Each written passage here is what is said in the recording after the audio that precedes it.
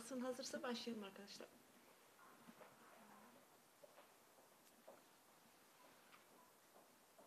Değerli basın emekçileri, hepiniz basın toplantımıza hoş geldiniz ve sizlerin aracılığıyla ekranları başında bizleri izleyen değerli halkımızı da buradan bir kez daha saygıyla selamlıyorum. Bildiğiniz üzere partimize yönelik başlatılan kapatma tehditine ilişkin dün Anayasa Mahkemesi ilk kararını verdi. Eldeki ilk bilgilere göre Anayasa Mahkemesi dosyayı usulden inceleyerek iddianamenin Yargıtay Cumhuriyet Başsavcılığına iadesine karar verdi. Anayasa Mahkemesi'nin dosyayı incelemesi için atadığı raportör partimize dönük kapatma davasının usulü eksikliklerle dolu olduğunu belirterek iddianamenin iade edilmesi yönünde görüş belirtmişti zaten. Anayasa Mahkemesi bu saçmalıkları sadece şekli yönden kabul edilemez bulmadı. Aynı zamanda iddianamenin mesnetsiz, temelsiz ve bir hakikate dayanmadığını da ortaya koymuş oldu. Birazcık hukuk bilgisi olan ve vicdana sahip hiçbir kimse bu tutarsız, gerçek dışı metne karşı başka türlü bir karar çıkmayacağını elbette biliyordu. Kısacası iddianamede başsavcının belirttiği eylem, durum ve tespitlerin odağında partinin olduğu tezi şimdiden çürümüştür.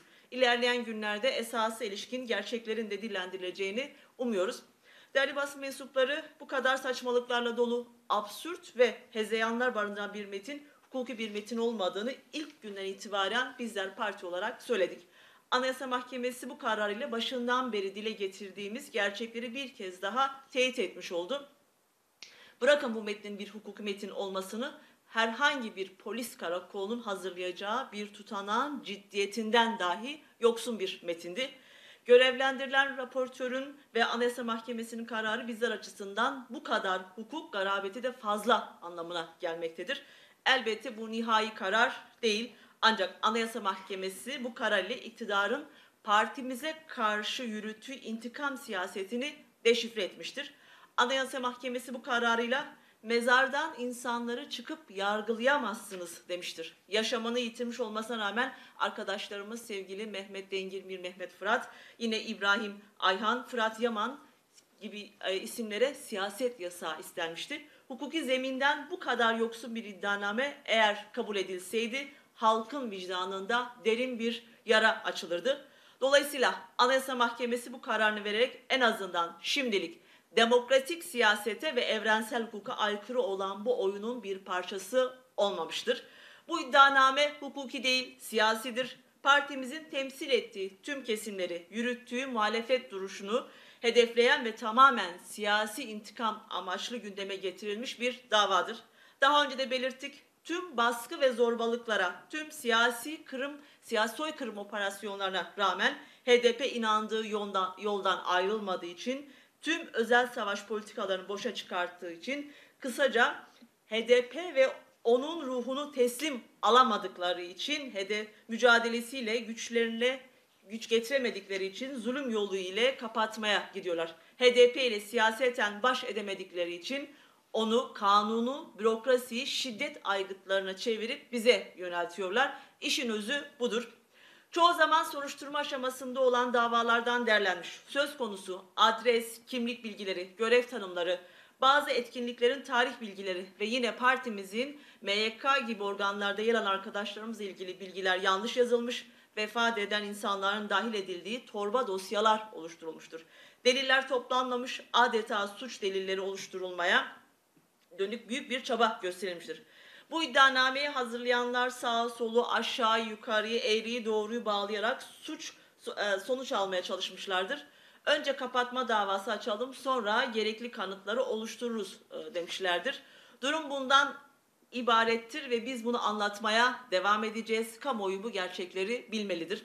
Değerli basın mensupları, Anayasa Mahkemesi verdiği kararda partinin yetkili organlarına atfedilen eylemlerle Anayasa ve Siyasi Partiler Yasası'na yer alan odak haline gelmesi kuralı arasındaki ilişkilendirilmeyi yapılmadığını işaret ediyor. Bu tespit öyle iddia edildiği gibi usulen bir red değil, aksine esastan bir tespit olduğunu görüyoruz. Odak olma dosyanın temel iddiasıydı. Bu konuda Anayasa Mahkemesi delilleri yetersiz bulmuş. Dolayısıyla bir esastan değerlendirme ve red kararıdır. Anayasa Mahkemesi kararından anlaşılacağı gibi ortada iddialar var, suçlamalar var, siyasi hezeyanlar var ama iddianameyi hazırlayanlar bunları dillendirememişlerdir. Çünkü hepsi tepeden tırnağa yalan, iktidarın onlarda yarattığı güç zehirlenmesine ve şimdiye kadar işlettikleri yargı politikalarına o kadar çok güveniyorlar ki işi kılıfına uydurmaya bile gerek duymuyorlar. Hangi metni mahkemeler önüne koyarlarsa ve ne yönde talimat verirlerse o yönde kararlar çıkmasına alışmışlar. Tutsak binlerce yoldaşımız da karşı şimdiye kadar bunu yaptılar ve bu rehin siyasetinde halen de sürdürüyorlar. Dolayısıyla Anayasa Mahkemesi bu çöp metni kabul edemem diyor. Yargıtay Cumhuriyet Başsavcılığını muhatap alarak bu metin kabul edilemez diye hüküm kuruyor.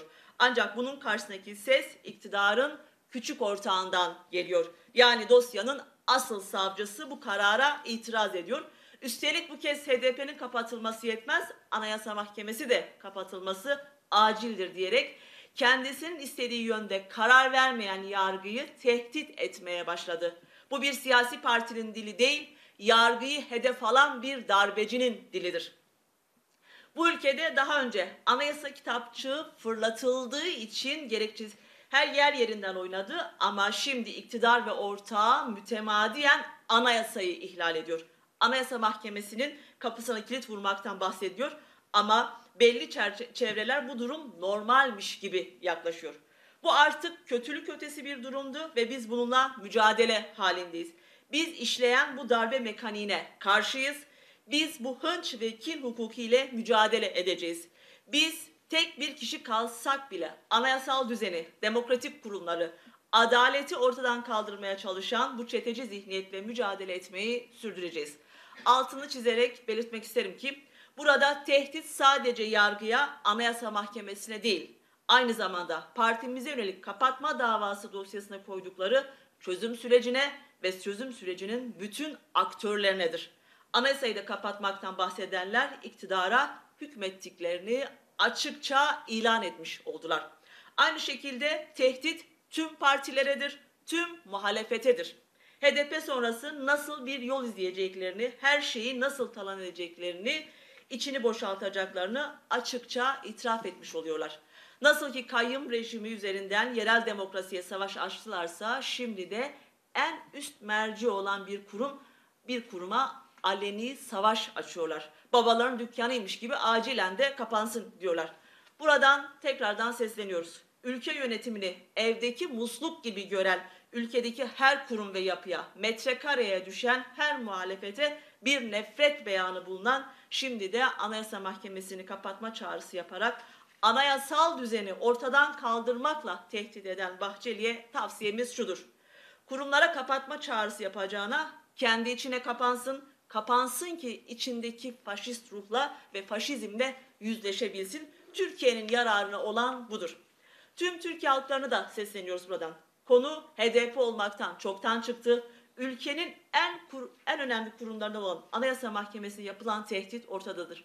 Bu herkesi ilgilendiren, ülkenin kaderini kökten değiştirecek bir tehdittir. Tüm siyasi partileri bu darbeci mantığa karşı ses olmaya, temiz bir siyaset, demokratik bir ortam için seslerini yükseltmeye davet ediyoruz. Çünkü tüm toplum bir bütünen demokrasi ve değerler artık hedeftir. Bu gizli kapaklı değil, açıkça yapılmaktadır. Partimize karşı son 5 yılda girişilen bütün saldırılar intikam saldırılarıdır. İktidarlarını sürdürme saldırılarıdır. Partimiz hakkında açılan kapatma davası da bu saldırıların bir devamı ve parçasıdır ve siyasidir. Eğer gerçekten bu ülkede hukuktan, demokrasiden bahsedilecekse partimiz hakkında açılan kapatma davasının iddianamesinin iadesi yetmez. Bu dosya bir daha açılmamak üzere kapanmalıdır. Anayasa Mahkemesi kararını önemsiyoruz ancak bilinmelidir ki sorun sadece dosyadaki delillerin yetersizliği veya sahte delil uydurulması, yapılan usul hatalarının ötesinde bir ülkenin geleceği artık söz konusudur. Bu ülke geleceğini demokrasinin bir parçası olarak mı kuracak yoksa diktatörlükler ve otoriter rejimler, faşist yönetimler, darbeci iktidarların ailesine mi katılacaktır? Mevcut iktidar 2023 hedefi diyerek yepyeni bir rejim tahayyülüyle hareket etmektedir. Bu rejimde Kürtlere yer yok, kadın hak ve hukukunda yer yok, farklı kimliklere yer yok, işçiye, emekçiye yer yok, gençliğe yer yok. Yerli milli retoriği üzerinden milliyetçiliğin tüm kodlarının hayata geçirildiği ve faşizmin her alanda yükseltildiği, muhalif olan herkesin susturulduğu, her şeyin ilegalize edildiği, kendilerinden olmayan herkesin terör ilan edildiği bir dönem yaşıyoruz. Bu iktidar bloğu halkların sırtında bir yük, herkes yoksul kılarken lüksün içerisinde debelenen, emeğe ve ekmeğe konan bir hırsız bu iktidar. Biz HDP ve içerisinden geldiğimiz siyasal gelenekler olarak en fırtınalı havalara dayanmış, rüzgarın en sert estiği zamanlarda bile eğilmeden, bükülmeden gemiyi limana ulaştırmayı başarmış bir tarihten geliyoruz. O yüzden bu davanın içeriği HDP'nin çok ötesinde bir anlam içeriyor. Dolayısıyla yargının atacağı her adım doğrudan bu ülkenin demokratik geleceğiyle ilgili olacaktır. Bunu hatırlatmakta bizlerin tarihi sorumludur. Değerli basın mensupları, eğer soru yoksa basın toplantımızı bitireceğiz. Varsa soru alalım. Buyurun. AYM'nin kararının ardından AYM'nin hedef alan bir açıklaması oldu. HDP'nin ardından artık AYM'nin de hedef haline getirdiğini görüyoruz. Buna ilişkin neler söylemişsiniz? Ya açıklamada da ifade ettiğim gibi aslında Türkiye'deki anayasal düzen artık hedefleniyor. Anayasa Mahkemesi demokratik hukuk devletlerinde bir gerekliliktir, bir zorunluluktur. Anayasal denetim açısından bir zorunluluktur. Dolayısıyla Anayasa Mahkemesi'nin hedef haline geldiği, kapatılma tehdidiyle karşı karşıya bir ülkede anayasal bir kaos yaratılmak istenmektedir. Dolayısıyla anayasal düzen açısından artık daha ciddi, daha büyük tehlikeler bizleri bekliyor demektir. Bu söyledikleri Anayasa Mahkemesi'nin kapatılması kabul edilemez. Kuşkusuz Anayasa Mahkemesi'nin verdiği kararlara dair eleştirilerimiz olabilir. Bunlar geçmişte hani bizim de eleştirilerimiz vardı Anayasa Mahkemesi'nin kararlarına dönük. Ama tekrardan ifade ediyorum, Anayasa Mahkemesi'nin varlığı bir gereklilik ve zorunluluktur.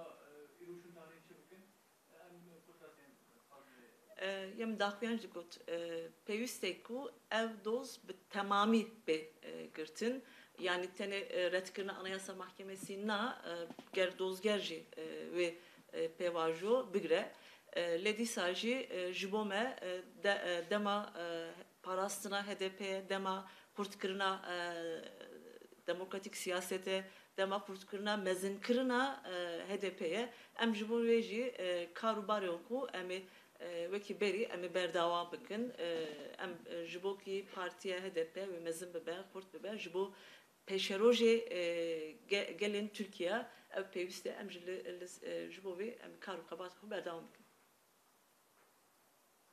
Zor spas.